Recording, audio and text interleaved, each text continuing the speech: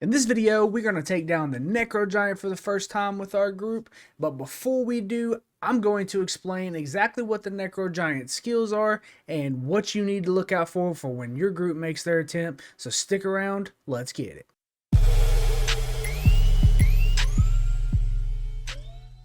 Welcome back to CO Gaming, and today we are going to take down a Necrogiant. And before we do, we're going to kind of explain exactly what the Necrogiant does and what you need to do to beat him with your groups and the things to watch out for. So it's not a just crazy hard fight, but it is. There's a lot to look out for, especially in the elite part of it, which we haven't done yet, but there's a lot of those same concepts in the first part, so let's just kind of look at what his skills are. So to start off with, he gets Blood Oath, which means he shares the HP with a giant that is across from him. So, and with this being said, when one drops, the other drops. So you don't necessarily have to kill both of them, separately. You have to pretty much kill them at the same time, which will be a little bit more further explained here in a minute. The Necrogiant is immune to magic damage, debuff effects, and impairment effects. So basically, you cannot hit the Necrogiant with mages. You have to use marksman. The next one is Dark Vindication. Synergy forms between the Necrogiant and the Giant when they get close to each other. This basically means you have to separate the two giants apart from each other so they both take damage. So anytime they get close, their damage is significantly reduced, and to the point of where they pretty much just won't take damage or taking little to no damage. The next one is Deadly Shadows. Necrogiants and Giants start channeling teleportation and cast a random skill at a certain interval. So basically, these next few that we get into here are just starting to get into the skills that he uses, just abilities that he does over time, and it's also going to be stuff that pops up on the ground. What I can tell you from what I know about the fight so far and what we've done with it is the first phase of this fight, basically there's these orbs that pop up on the ground, which is going to be, I'm pretty sure this one, yes, the 4 eyes, they pop up in 4 corners, and then they have a bunch of smaller ones that pop out as you start to move around that you will see in the video. That is part of the first phase of this fight. As long as you have really good damage going out, you don't really have to see a whole lot of these things happen. It will do this twice, and then move into the second phase of it, depending on how fast you're doing damage. The second phase of this fight is basically you get 2 bubbles, one by each giant, on the ground that all of your group has to stand in and move with as that bubble moves. If you're standing outside of it, this is being big purple puddle that will just continuously do damage to you every second, and it just sticks until pretty much you're dead if you try to step in that purple bubble. So you have to be in one of those 2 circles. So basically your 2 groups will split, and boom, that's just where you are. So your mages will be on one side, your marksmen will be on the other side, and then you're pretty good to go at that point. Nothing just seriously complicated. It's just something to look out for and is part of the fight. So that's pretty much kind of the gist of what he does. You'll kind of get to see a lot of this in the fight, but let's just jump into this fight so you can see exactly how we did it. Alright, so let's jump into this fight. We're set. We're good to go. And here we go, sending the tanks in to the other side. Somebody did pull it a little bit early, so he jumped over to our marksman group. The Necrogiant is on the left, and the Giant is on the right. So we got to keep these 2 separated throughout this whole fight.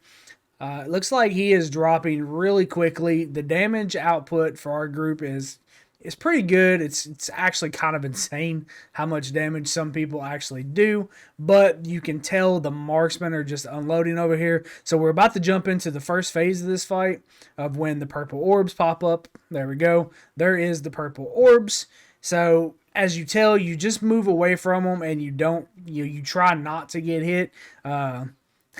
As you're fixing to find out, I make a pretty bonehead mistake in the second part of this, but just don't get hit by these purple orbs. I think something to note of what I've seen after watching a few videos of doing this fight, that I would say is the more you move, the more these smaller orbs tend to chase you. So I would say there's probably a situation where if you don't move until this goes away, you should be pretty good, but you have to switch your marksman and your mage from one side to the other, because the necro and the giant alternate. So you got to move your marksman to the right and your mages to the left with each phase of this, which is a big deal. So I think you kind of got to find a middle ground in between it, but we're hammering down on him again. We made really good transition. Nobody died in the first one. So we're just going to do as much damage as possible until we get to the second one. You can technically heal, as you see some of the heal orbs on the ground that were now covered up by purple. So we're into the second phase of this, to where we now have to switch back. Our marksmen go to the left and our mages come back to the right. But this is the part that I was talking about, that I make a pretty bonehead decision and just decide to full run. Who cares? And end up dying in the long run, but it's all good. My group had my back, and they ultimately continue to churn and don't make mistakes along the way and wipe this dude out. So, poof, say goodbye to CO, but there he goes. Walk on home, Mr. Kanar. But as you tell, everybody's switching. Looks like people started to kind of figure out, if you just stayed in that center, you were pretty good and don't move. About to pop a heal orb that is there, which is ultimately going to seal the fate for this Necrogiant. But you are going to see the third phase of this fight, and also like to point that both of those heal nodes were exactly in the spots that everybody, the two groups, needed to be, as you're fixing to find out. Is we're going to go into phase 3 of this fight, but we're just burning him down. Got him almost under 1 million, and here we go. Boom, there's phase 3. As you see, the two big circles sitting there that seem to be on a particular player as they move, but everybody in the group has to get in those. And you see this one random person just walking around out here getting ticked away at 3,000 a pop. So you don't want to be in that purple. It will kill you really fast. But you pretty much wait this out, continue damaging the boss as much as possible. He is invulnerable at this point. So you kind of just got to wait it out. And then as soon as the purple goes back, we will, boom, unload. Mages on the right, marksmen on the left, because they continue to swap as the fight progresses still. And you are about to see this Necrogiant be defeated, because we start putting out some serious ending damage right here. And then once again, there's more healing. So there's it's not a hard fight. You just have to be sure you don't make crazy mistakes. Don't run into the purple orbs.